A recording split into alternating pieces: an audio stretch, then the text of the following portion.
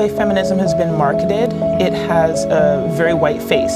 So if we think about even in the US, in the 60s with women's rights movements and things of that nature. We think there's going to be a struggle, and we don't think that men are going to give up their power and privilege easily. It was mainly championed by white women who are looking for the opportunity to work outside the home and get equal pay. And what's missing from that equation is the fact that in order for them to work outside the home, Black women and other women of color were working inside their homes.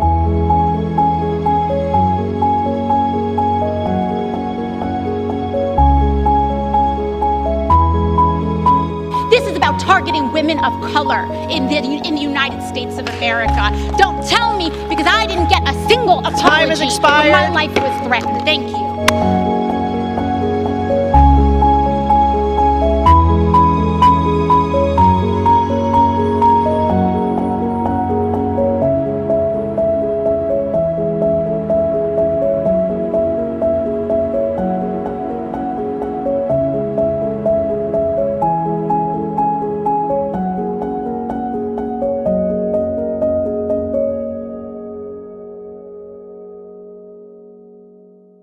Intersectionality is an approach or a methodology, right? Again, it's a way of understanding the world and a way of analyzing power.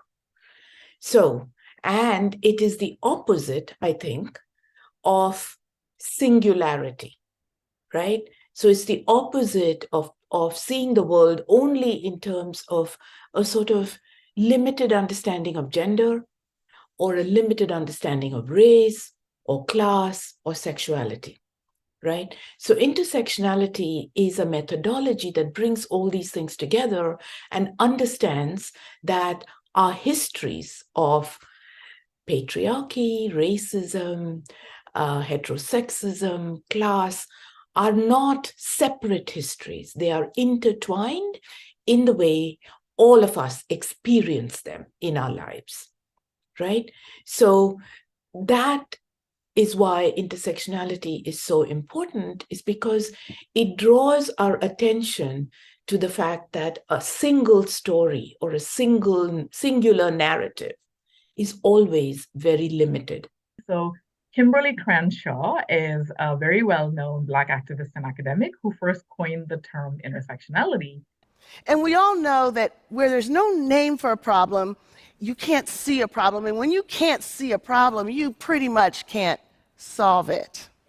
People can experience different systems of oppression simultaneously rather than separately, right? So you don't just experience racism or sexism or ableism, you can experience them at the same time, depending on your social identity.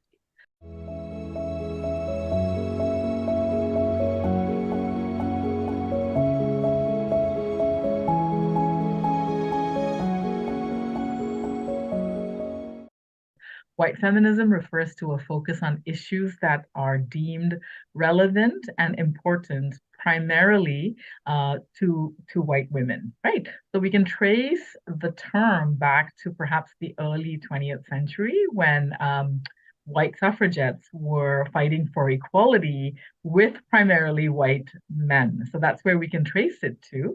But in its contemporary avatars, that form of feminism still exists. This is harmful because a lot of factors shape people's experiences, as you rightly mentioned, race, gender. And so when you don't take into consideration how, all of the different factors shape a person's experiences, and then you just try to extrapolate your experiences onto their experiences, then not only are you unable to actually recognize and acknowledge the different issues that they are facing because of who they are, but sometimes it can also lead to some conflict within the feminist movement as a whole. White feminism, I think, is about centering and universalizing white women's experiences and history, right? That's one. Two, it is a kind of feminism that does not challenge either white supremacy or imperialism globally, okay? Three, it is about normalizing whiteness itself within gender studies and within movements.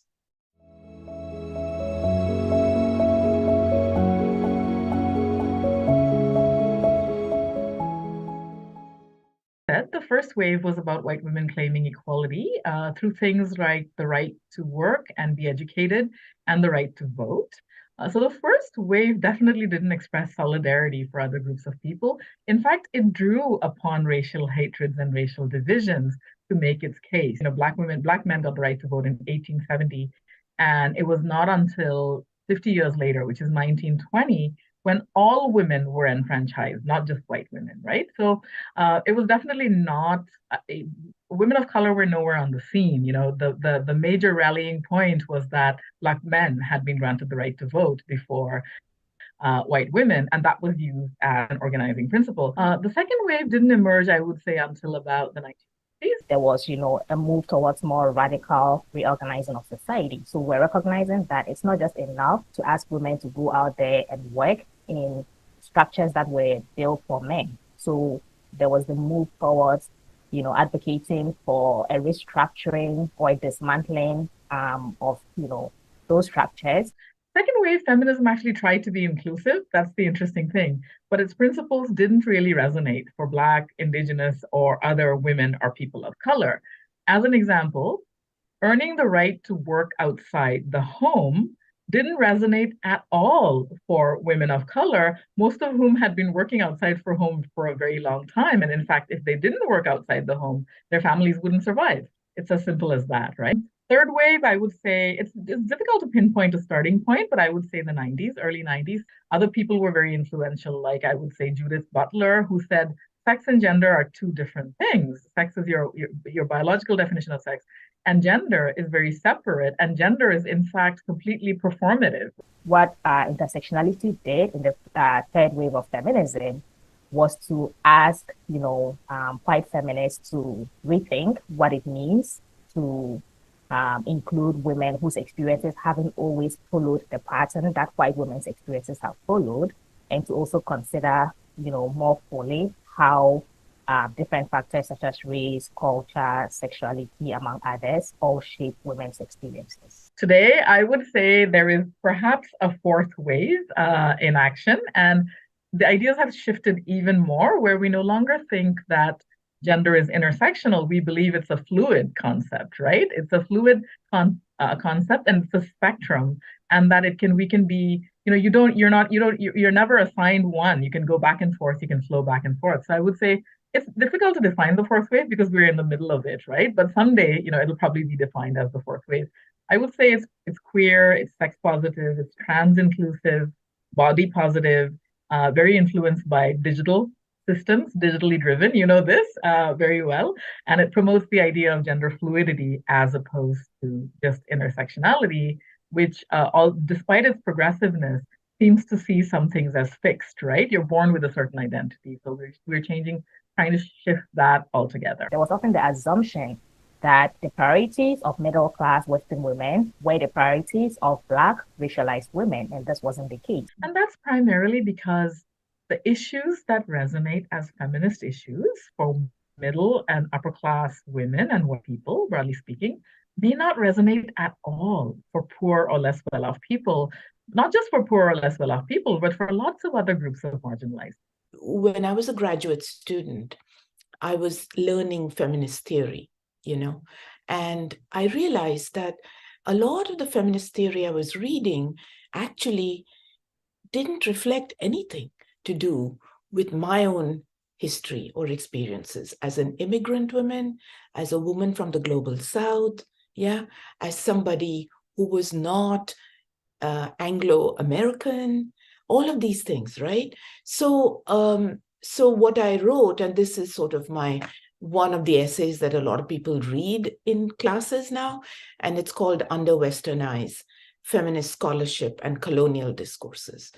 A lot of this work essentially talked about women, it's this rescue narrative, talked about women in the global South as if we really didn't have our own very vibrant feminist movements, yeah, which have been from the 19th century on for many of us, right?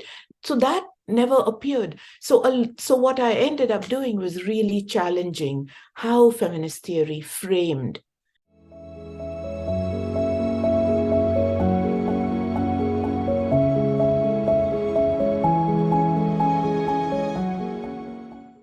With what's happening in, Iran and Afghanistan, it's very important as Western allies or allies from the West to first recognize that these things that are happening cannot be separated from the histories that have shaped them. So how has the West contributed to the levels of deprivation, to the political instability that we are seeing in places like Iran and Afghanistan?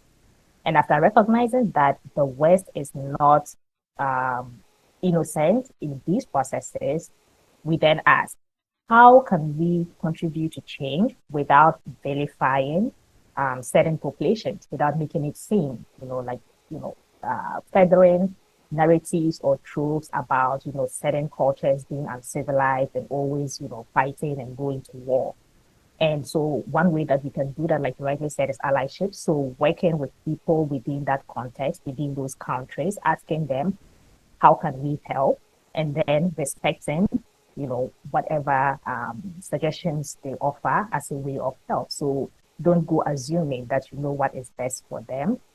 The best thing is always to ask and then to respect their wishes, even if those wishes seem different or counterintuitive to what you may think might be the solution for some of those issues. This kind of feminism gets mobilized as a justification for the US invasion of Iraq or Afghanistan, for instance, right?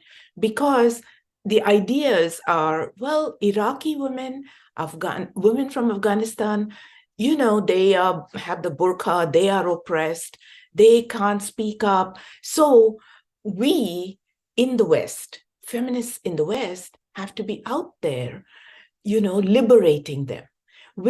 And because we think that way, then it's okay for the US to be in those countries.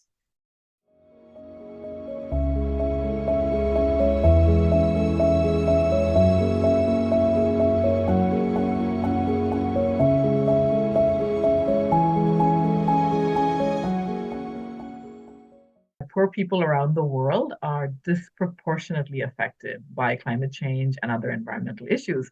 So it's not just about, it's not just about like my gas is going to cost more or it's going to cost me more to light my house. I would say that poor women and children bear the biggest brunt. Poor people, especially in the global south, tend to be much more dependent on things like natural resources, agriculture for their livelihoods, and that sector is being decimated by things like rising temperatures, desertification.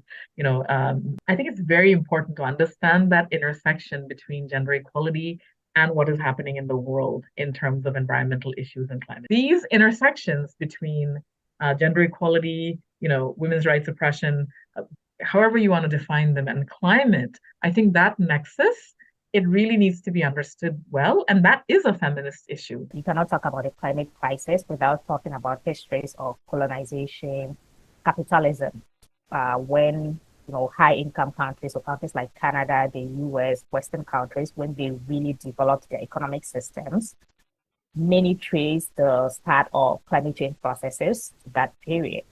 And during that period, a lot of Black and brown people were also used as labor to facilitate these processes, right? So that process of development for high-income countries was built on the exploitation of natural resources, which is leading to climate change, but it was also built on the exploitation of the bodies of racialized people. And in contemporary times, this has led to inequalities between the global north, so countries like Canada and the US, and countries in the global south. And these inequalities continue to shape who has access to resources, who can earn their livelihoods, and who will experience the effects of climate change more severely. So I think that that's one of the ways that intersectionality shapes this. So intersectionality, I always think about it also in terms of historical processes, right? I think about it in terms of power dynamics. I think about it in terms of geopolitics, to the relationship between countries. It bothers me a lot that I don't think there's enough interest or that we don't know enough about feminist activism and organizing around the world, right? So the idea that, a very mainstream form of corporate feminism takes up so much space and we assume that that's the discourse around the world, it really troubles me. I think we know that there are extremely active, vibrant, dynamic, very courageous and brave feminist activism and organizing around the world. So you think of the women in Iran, think of an organization like RAWA, that's the acronym. It's Revolutionary Association of the Women of Afghanistan, right? And they've been around for a long time and organizing for women's rights in, you can imagine, a very, very, very difficult and trying situations. So I think the fact that we don't know enough about feminist movements around the world is what kind of convinces people that the brand of corporate feminism you see represented in the mainstream is the one that people care about. I think some of the controversial issues, I will call them complexities. But of course, sometimes complexity comes with controversy. So I think first of all, it's recognizing that people are different and there isn't a universal category of women. There's a group of women who share similarities, but who are also different in many respects. And so because we are very different, our priorities, our ideas, our way of thinking and viewing the world will be different. And so we need to respect everyone's agency in deciding what it is that, or how it is that they want to approach feminism.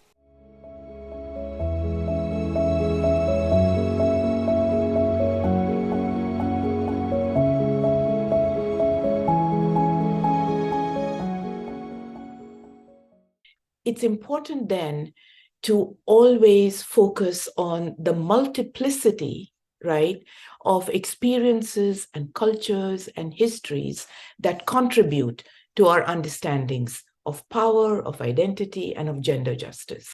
As an educator, for instance, right, I always complicate and challenge the power of a single story, right? There are always multiple stories, and they have to be erased, right? Made absent for a singular story to have power, right? And that, I think, is very, very important, right? So I always want to ask my students, right? What has been erased? What do you not see in the story you're being told, in the history you're being taught, right? What can't you see in the textbook? And what do you end up seeing if you look at multiple histories? Yeah? Make multiple histories visible, right? And then how do we understand sort of the subject we're trying to understand or analyze or organize around, right? So it's literally about not giving in to a singular narrative. A lot of students come and tell me, I didn't even know that there was a feminist movement in India. I didn't even know that women organized this way in Egypt during the Arab Spring. I didn't even know that about Tunisian women. I didn't even know about Moroccan women organizing this way, right? I didn't even know about sub-Saharan African feminism. And I'm always kind of, I'm happy that I'm able to do that for them. And it's their first year of university. So clearly, it's very popular. I mean, I've taught the course with sometimes 500 students in it, so it gets a lot of attention. But what is a little disappointing to me is that those issues could have been introduced earlier, right? So I think even at the age that you are, grade 7, grade 8, and going forward, I really think that some of those issues could have been taught better and more widely. And different systems are different. Some schools do a better job. I appreciate that. But I would say that broadly, there is a need for students to be introduced to these topics much earlier. And some of it will resonate for them and some of it won't at that age. But I still think it's really important. If you think that what is being taught, right, is in fact a singular narrative, or if what is being taught leaves out your experiences or your histories, right, then I would raise that question, right? Why is it that when I'm being taught a unit on, say, violence against women or gender violence, why is it that there is no attention paid to, most recently, what has been happening with Asian women and violence, or Muslim women and violence. By actually going and being present and figuring out, what is my connection to this? And so you begin where you are. You always begin where you are in terms of who's around you. It can also be you begin with your families. You begin by having conversations. I really like the fact that we use allies, because I think that's what it should be. It should be an allyship rather than an ownership. Ask yourself the question, who's missing in what I'm hearing, in what I'm learning, right? And ask, what would it mean to include the people who are missing here? What would that mean? How would it change the story I'm being told, or the education that I'm getting, right? What would it mean to not centralize just one or two communities?